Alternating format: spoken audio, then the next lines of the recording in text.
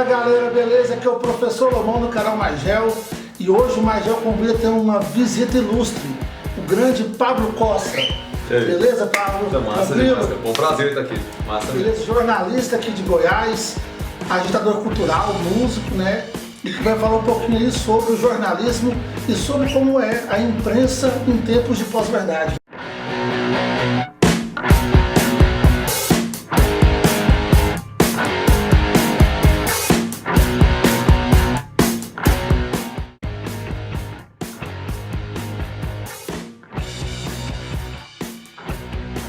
Pois é, Pablo. Recentemente a gente tem percebido que as pessoas não estão mais preocupadas com fatos, né, com a informação. As pessoas viraram grandes cornos cegos, né, que não acreditam na realidade e que vivem pensando no mundo de pós-verdade. E a imprensa hoje em dia sofre muito com isso, porque você mostra os conceitos, os fatos, as informações e o pessoal acusa você de ser tendencioso. Como é que é hoje em dia você trabalhar essa situação, você escrever, né, em cima de um público tão apaixonado assim por seus ídolos, né, um fla-flu político? Cara, a dificuldade é porque o que eu percebo é que as pessoas querem ter a sua perspectiva de mundo reiterada. Então o desafio, o que ela na verdade almeja é que você replique exatamente aquilo que ela pensa. Aí ela acha legal, aí ela acha que é verdade, aí ela te acha imparcial quando você fala o que ela pensa. Mas assim, aí você já foi acusado de ser coxinha e no outro dia acusado de ser petista? Várias vezes. Mas tem um jornalista israelense, cara, que ele é muito citado assim pelo Juque Kfouri, que no jornalismo esportivo é que eu gosto e acompanho tudo. Ele fala que ele não dorme feliz no dia que nem que tanto o israelense quanto o palestino batem na sua opinião. Ele fala que naquele momento ele atingiu o seu objetivo enquanto jornalista. Que é isso? Porque assim, hoje o jornalismo tem um jornalismo de torcida, né? Então você vê algumas figuras, às vezes até alguns veículos, algumas emissoras, alguns jornais, assumindo um lado de forma muito explícita. E não passando um pano, né, para tudo. Comprando por completo aquela perspectiva, o que é um erro. Nos Estados Unidos é tradicional os órgãos de comunicação assumirem o seu partido, assumirem o seu lado. Então você tem a Fox News, assumidamente republicana, você tem a CNN, assumidamente democrata, você tem o New York Times, assumidamente democrata, mas isso não os impede de fazer uma cobertura correta do outro lado. Então assim, quando você vai ler um editorial, quando você vai ler algo que envolve uma visão de mundo, beleza, eles têm aquela perspectiva, mas na cobertura mesmo, na matéria, ela não é editorializada. O cara faz um trabalho correto. No Brasil isso parece estar muito distante. Até mesmo você botar uma emissora que se encara como conservadora, ou uma emissora que se encara como progressista, se colocar um comentarista, um debatedor, um articulista com outra perspectiva, eles começam a acusar a própria emissora de traidora.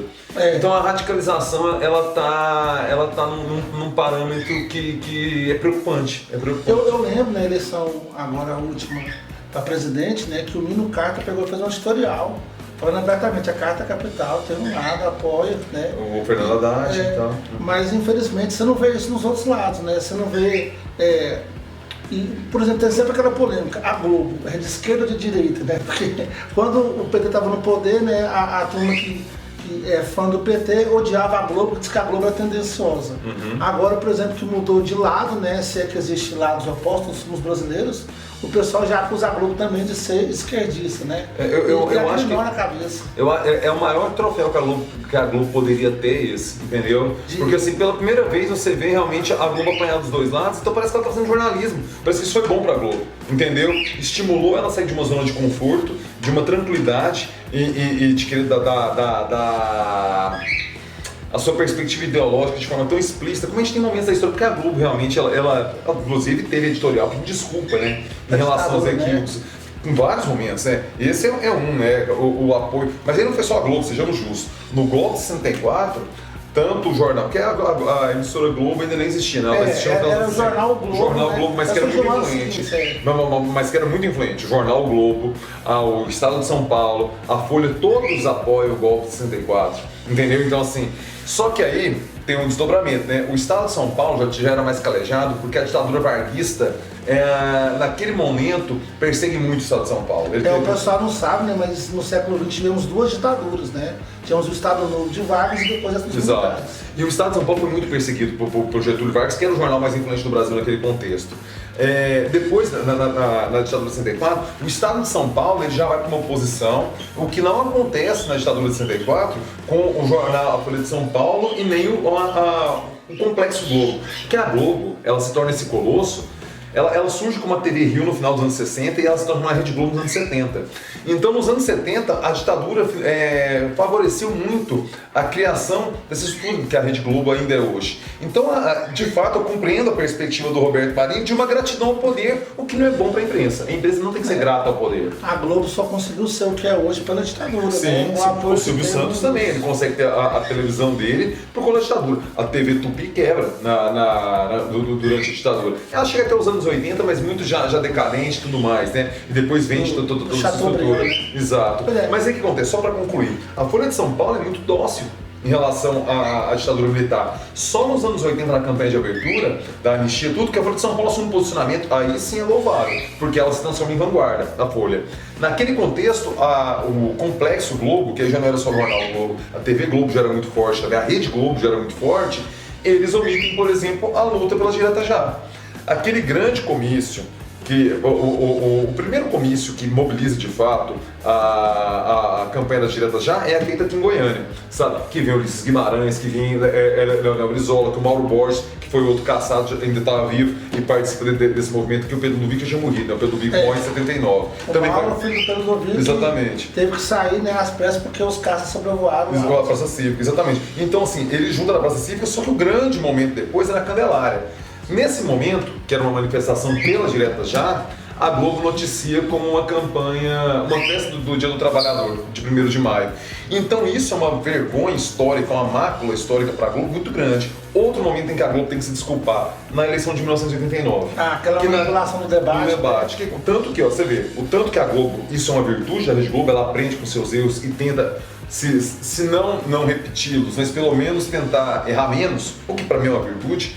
A Rede Globo, em 89, no debate do segundo turno, entre Collor e Lula, ela vai passar os melhores momentos. Primeiro assim, que no debate, de fato, o Collor saiu melhor que o Lula. Isso é inconteste, no debate. Só que você pode potencializar isso conforme você edita. E você agora trabalhando com a edição do canal, você sabe disso. O que eles fizeram? Eles pegaram, dentro de um contexto que sim, o Collor tinha ganhado, vamos supor, o Collor ganhou o jogo de 2-1. Na edição, você pega os melhores momentos do Collor e os piores momentos do Lula.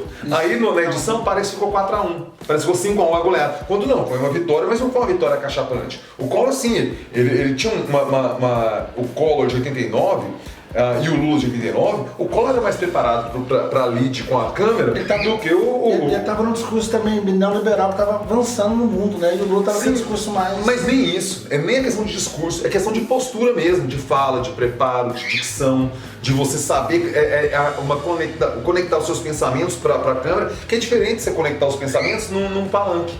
Entendeu? O falar pra câmera é diferente. O Lula é um excelente orador. Os colegas meus dão aula perfeitamente bem, mas na hora que vai filmar, né, morre de medo. Porque são searas distintas, é diferente. E naquele momento o Collor, tanto que depois da eleição de 89, o Lula vai passar por media training, o Lula vai se preparar para os debates, ele chega direto, ele chega suado, esbaforido, cansado. O Collor tinha dormido a tarde toda, descansado. Então você vê que isso se reflete na própria performance do cara. E a Globo, hoje, ela tem como política, ela não faz edição de debate. Ou você assiste, ou você não viu. Não tem uma edição para replicar no Jornal Nacional, no Jornal Hoje, nos outros, o que eu acho correto, porque toda edição é uma tendência. Quando você vai editar um texto, um material bruto, você vai priorizar aquilo que você acha mais importante.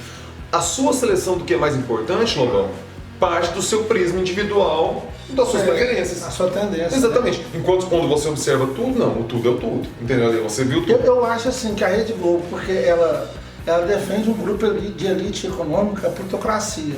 E isso vai contra o discurso da esquerda, né, que é das massas e assim por diante. Então, por isso que ela é atacada pela esquerda. Do outro lado, né, a Globo, Rio de Janeiro, a pauta dela de costumes é muito progressista. Sim, e aí isso afeta também a extrema-direita. Por isso que ela fica assim meio que chocada entre os dois mundos. Bom, eu nunca tinha pensado nisso, mas o que você disse tem sentido. A Globo parece que é liberal de verdade. Liberal na economia e liberal no comportamento. Isso, o liberal clássico que no Brasil não existe. Exatamente, ou muito pouco, né? O Brasil tem uma anomalia que o cara é liberal na economia e conservador nos costumes. Ou seja, ele quer que o Estado mande na sua vida, mas seja liberal no teu bolso. Não. Ou é liberal por completo, ou a gente tem o Estado intervindo em tudo, sabe? Eu já falei, a minha perspectiva política, né, é da social-democracia da social-democracia da Europa Ocidental. Os nórdicos, né, tudo. Eu acho que, não sei se pro Brasil dá para sonhar isso, porque a experiência é muito distinta. Eu acho que o que o Brasil dá para ambicionar de fato é aquele sul da Europa. É Portugal, Espanha, sim, Itália, eu acho que é o melhor que sai. Por nossa Constituição Latina. Hoje, né? Eu acho que é o que tem para nossa história. Se tudo der certo, a gente vira uma Itália, a gente vira Portugal. Tudo deu muito certo, a gente vai ter uma teia social que garante uma educação de qualidade, uma saúde de qualidade, transporte de qualidade, uma segurança. Mas com aquela bagunça, né? Com aquela bagunça que é o sul da Europa, que eu acho que é o que dá para sonhar, entendeu? Pois é. Mas hoje em dia você tem. A gente reclamava muito que nos anos 90 você tinha uma Globo, por exemplo, que dominava todo o debate, fazia manipulação da informação, e eu sempre sonhei, né? Na época, por exemplo, do impeachment do Collor, eu era aluno do ensino médio, mas eu tinha um pensamento crítico, eu sempre sonhei que a informação ela pudesse ser menos manipulada, que as pessoas tivessem pensamento crítico. E com o passar do tempo, com o advento da internet, chegou no final dos anos 90 no Brasil, as pessoas começaram a ter acesso à informação que antigamente era mais restrita. Eu lembro que para fazer um trabalho de escola, né, eu tinha a Barça, né? Eu não tinha uma Barça. A Barça é coisa rica. A informação é muito grande, mas as pessoas não conectam conhecimento acima disso. Eu acho que a gente chocou um ovo de serpente, entendeu? Assim, às vezes alguma centralidade é melhor porque você tem um discurso de autoridade também. Porque você vê hoje, assim, com esse tanto de informação, tem que debater terraplanismo. Então, assim, aí você vê que não é por aí. Às vezes não é. A circulação, aí parece que toda opinião é gabaritada. Não. Tem opiniões que têm mais peso que o outro. Um médico oftalmologista, ele tem uma opinião mais relevante em relação aos olhos do que eu. Por quê? Porque ele estudou isso. Parte, né? É de uma evidência tanta. Não, eu acho que a óculos faz mal. Não, mas o que você acha? Você pode achar, mas não é. A autoridade tem que ser respeitada. Claro, tem um discurso de autoridade. As pessoas confundem muito audiência com autoridade. A pessoa é famosa, tem audiência, mas muitos ela não seguidores, tem autoridade. né? Mas ela não sabe nada daquilo. Qual é a bibliografia dela? Qual é a formação dela naquilo? Agora, opinião. Não estou falando que o cara não pode ter opinião. Pode ter opinião que quiser. Pode falar o que quiser. Eu também não estou querendo censurar o cara de falar, não. Só que você não tem que botar fé. Tem que ser, igual o Humberto Eco fala, tem que ser o bobinho do pub. Cala a boca, rapaz. Você é burro. Você não sabe nada disso. Entendeu? A internet deu voz aos idiotas. E agora eles têm seguidores, né? E agora eles têm palanque para isso. Antes o idiota do bar, da igreja, das esferas mesmo públicas, né? O cara cascudo na hora. Ridicularizado. Não, bicho, cala a boca. Você entende isso mesmo tanto que entende de avião, nada. Então cala a boca. E o cara ficava amuado no canto. Hoje não, hoje ele arruma seguidor, e às vezes, dependendo do grau de loucura e da agressão, você elege até presidente. Dependendo, você consegue às vezes. Qualquer semelhança é mera coincidência, né? Não falei, não, você tem nomes. Mas assim, nós estamos vivendo um momento de transição. Eu, por exemplo, o Pablo tem 40 e poucos anos, ele viveu em Goiânia, a gente viveu uma infância analógica, desplugada, correndo na rua, divertindo em tudo, e agora a nossa idade mais madura já é uma idade conectada. Os nossos filhos, né? A minha mais nova, por exemplo, ele estava vendo televisão comigo, ele achou legal, falou, volta, mas era televisão, não tem como voltar. Então, nesse momento a gente está aprendendo a ter voz, porque antigamente a gente era só ouvido, era só plateia. Agora a gente é voz. E não é porque a gente é voz que a gente tem que falar qualquer coisa.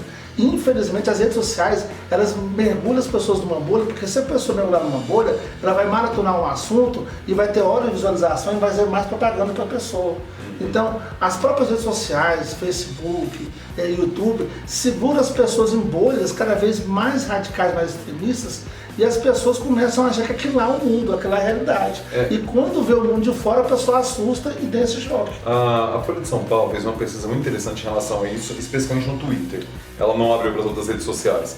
E aí foi observar como que eram as conexões das pessoas que se posicionavam à direita e à esquerda. Eu acho que os seguidores de tal pessoa seguem mais coisas, né? Parece. Eles escolheram algumas figuras, alguns influencers que eles mapearam e perceberam relevância, não em número de seguidores, mas a pertinência do que ele diz, como reverbera as coisas que ele diz, em que grupo social. O que observou esse levantamento, essa pesquisa, é que as bolhas de direita são mais autocentradas, elas são mais fechadas em si. Não vê nada do outro lado. Elas não se conectam tanto com outras bolhas. As de esquerda sim são fechadas em si também, só que se permite, ela é um pouco mais permeável. Eu não me recordo agora de cabeça dos percentuais, mas a matéria dá. Eu lembro desse gráfico aí.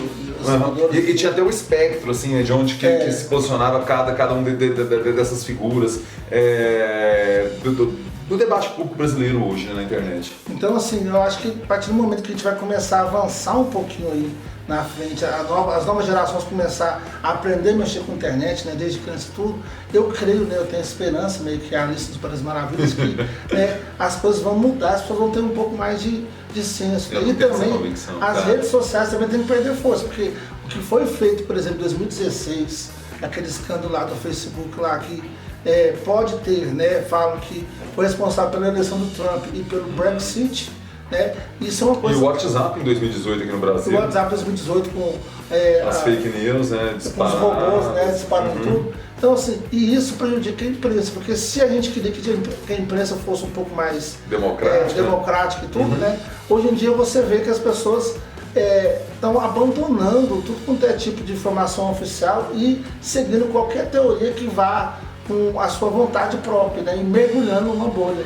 Hoje em dia, então, está complicado você fazer uma imprensa séria porque as pessoas não seguem mais, né, não respeitam mais as mídias oficiais que têm um compromisso com a checagem, com a verdade. A questão é orçamento, entendeu? É a publicidade.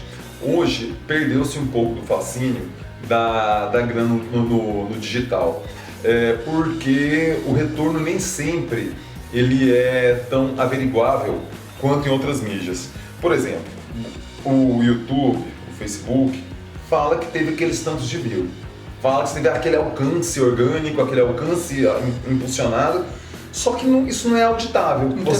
Você acredita na opinião dele. As grandes agências que mexem com grandes campanhas, eu não posso acreditar só você me falando o que é isso. A Folha saiu do Facebook, parece, né? Ela parou de publicar as matérias dela. Não sei, ela tá lá, você pode marcá-la, só que ela parou de alimentar porque assim, isso que para nós não compensa. Então hoje a gente tem uma crise maior, o principal veículo, o principal meio de comunicação atingido pela internet hoje é a revista. Você pode ver que as revistas perderam força de todo segmento. Você vê a força que tinha as revistas que a gente gosta, as revistas de música, né? A Bis, depois a Rolling Stone. Tem coleção de Bis fantástica. Pois é, então assim, você não conseguiu manter isso aí. Uma vez eu fui um documentário chamado A Telinha a Telona, que a revista Capricho, por exemplo, ela deixou de existir e virou um canal no YouTube, onde eles filmam as celebridades, os colírios e tudo, né? E teve que migrar para as pessoas. Mas aí você vê que não se viabilizou porque essa quebra da editora Abril é uma perda assim, simbólica de um patrimônio cultural do povo brasileiro do século XX inestimável. A gente teve gerações de garotas com a revista Capricho, de mulheres com a revista Nova, com a revista Cláudia, cada uma no seu segmento. Aí na perspectiva masculina, a revista Placar do futebol, a revista Playboy com as matérias grandes de jornalismo, entrevistas, artigos, muito ousado, trabalhando a sexualidade numa perspectiva de liberação. Que óbvio, hoje, no século XXI, você pode até analisar o machismo, mas tem que entender o contexto que ela foi criada, sabe? Exatamente, então naquele contexto era um avanço. Hoje não, hoje é uma perspectiva que a gente está avançando, aliás, está superada.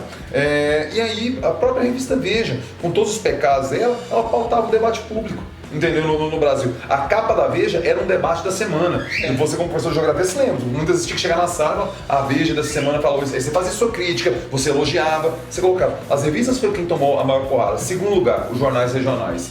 Para nós, uma capital periférica como Goiânia, é muito ruim ter o Popular perdendo força, ter o Diário da Manhã perdendo força, ter o Jornal Hoje perdendo força, você ter as manchetes, só e pronto. O Jornal da Segunda, do Tribuna do Planalto, o Jornal Opção, porque quem vai falar de nós aqui? Entendeu? Mas assim, você como jornalista, você aconselha os jovens, né, a que querem fazer jornalismo, o que eles têm que fazer agora nesses novos tempos para poder enfrentar, né? Primeiro é ler, cara. Você tem que ser um grande jornalista em sua área que você se propõe. Ler bastante. Abrir, cara, ler de tudo. E ler quem tem assinatura, entendeu? Tentar. Eu tenho alguns jornalistas que são referências pra mim, e eu gosto dos mais velhos, eu gosto dos mais tiozões, porque os caras já passaram por muita coisa. No momento, o Jânio de Freitas é o Clóvis Rossi. Perdemos o Paulo Henrique Amorim, o Boechat, o Alberto Diniz, o observador da imprensa, né? Um dos melhores programas que tinha. O Boechat e o Amorim ainda tinham muita lenha pra queimar ainda, foi dessas tragédias assim, sabe? Agora, o Clóvis Rossi e o Alberto Diniz. O Diniz, cara, foram pelos, porque realmente são pessoas assim que já passaram por tudo. O Jânio de Freitas, hoje, é o cara que a primeira cobertura dele, ele tinha 18 anos, foi no suicídio de Vargas. Nossa. Então você vê o quanto de coisa esse cara trabalhando como jornalista está até hoje escrevendo a coluna dele, 2 vezes por semana na Folha de São Paulo. Então você tem que ver o que esse cara tá falando mesmo para discordar.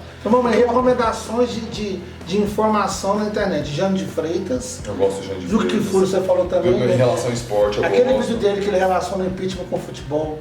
Que ele fala, muito bom o texto dele. Muito bom mesmo. Mas o juiz, não sei o que, ele vai explicando. Eu gosto. Explicando para o pessoal do mundo binário entender porque que, mesmo estando na regra, né, foi meio que uma coisa meio à parte. Os que eu gosto de ler hoje, vamos lá, o Jânio de Freitas, gosto do Hélio Gaspari, eu gosto do Mário Sérgio Conte, o Mário Sérgio Conte faz um livro belíssimo, inclusive a gente já falando sobre o governo Collor, Notícias do Planalto. Para entender o que foi da posse do Collor a seu impeachment, é um livro fundamental, Notícias do Planalto, é do Mário Sérgio Conte. Eu gosto muito do Reinaldo Azevedo. Eu acho que mesmo escolhendo muitas perspectivas dele, eu percebo um embasamento muito cuidadoso. Que criou o termo Petralha, né? Sim, sim. Ele é uma direita de muita inteligência, assim, um posicionamento de direita de muita inteligência. Eu gosto do texto dele. Às vezes provocativo demais, mas isso é um detalhe, é o estilo dele, sabe? No Faz esporte. Um personagem, mais ou menos. Isso, ele tem um personagem. Eu gosto do PVC, do Paulo Vinícius Coelho, Paulo Vinícius Coelho, né, PVC. Eu gosto do Juca Kfouri. Eu gosto dos de cultura pop, eu gosto do André Forastieri, eu gosto do André Barcinski, gosto do Alex Antunes. Então, esses são os caras que, mesmo se for para discordar, eu quero ver a opinião dele, porque eu sei que dali tem algo, entendeu? Assim, e você, esses mais radicais desse... E esses mais radicais da extrema-direita, você acompanha algum ou fica meio à parte? Cara... Nem o Pondézinho da vida? O Pondé eu leio, Pondé eu leio a coluna dele na Folha, mas não vejo os vídeos dele já. Porque o vídeo ele é muito egoísta, né? Porque o vídeo tem que parar muito, assim, você demanda, sei lá, X minutos pra ver aquilo. E o nosso tempo é muito escasso, né, cara? É muita coisa pra fazer. Eu tenho mania de ficar ouvindo os vídeos, né, de opinião como se fosse um podcast. Né, e eu dirijo muito. Você sem assistir, né? Só ouvindo, né? E eu fico ouvindo e tudo, né? Então tem alguns canais aí de informação, o My News, por exemplo, o Rio Bugalho, o Maurício Ricardo, né? E também alguns extrema-direita para poder tentar entender um pouquinho dessas duas bolhas e poder fazer um pensamento crítico mais eficaz. Eu gosto, é uma boa perspectiva. Eu não chego a extremo, eu não chego tão underground assim. É mais o que já chega na grande mídia mesmo, sabe? Aí esses acabam tendo acesso. Enquanto leitura, né? Pois é, então esse foi o Magel Entrevista, Magel Convida com o Pablo Costa, né, uma visita de lustre aí, é um cara super sensato, vou brigar aqui pra ele ir pro YouTube também, pra fazer suas opiniões de tudo, porque eu tenho que deixar de ser tem muito a deixar, muito a passar para os outros. Quem não conhece, quem não acompanha aí o pessoal, né, de outros estados e tudo, aconselho a entrar no canal do YouTube da Rádio Interativa e ver os programas que ele participa, especialmente o Papo Cabeça, que ele tá lá mais fixo, né? Mas de vez em quando ele aparece falando sério no DQD, assim, mas é esporádico. Mas é mais raro, né? O Papo Cabeça já é mais fixo. Veja as opiniões deles, é muito importante mesmo, pra você poder ter um pensamento crítico e poder não ficar numa bolha social e ser manipulado aí, né, como acontece bastante hoje em dia. Muito obrigado. Prazer, muito obrigado pelo convite. Tá, espero ter ajudado aí sua audiência aí, cara. Beleza, um abraço para todos e até mais, Gel. Valeu. Com a sua vontade própria, né? E mergulhando numa bolha. É escola? Não, eu tô com meu celular. O seu celular é uma sirene, cara. Você é um maluco. Eu achei que tivesse uma escola aqui perto.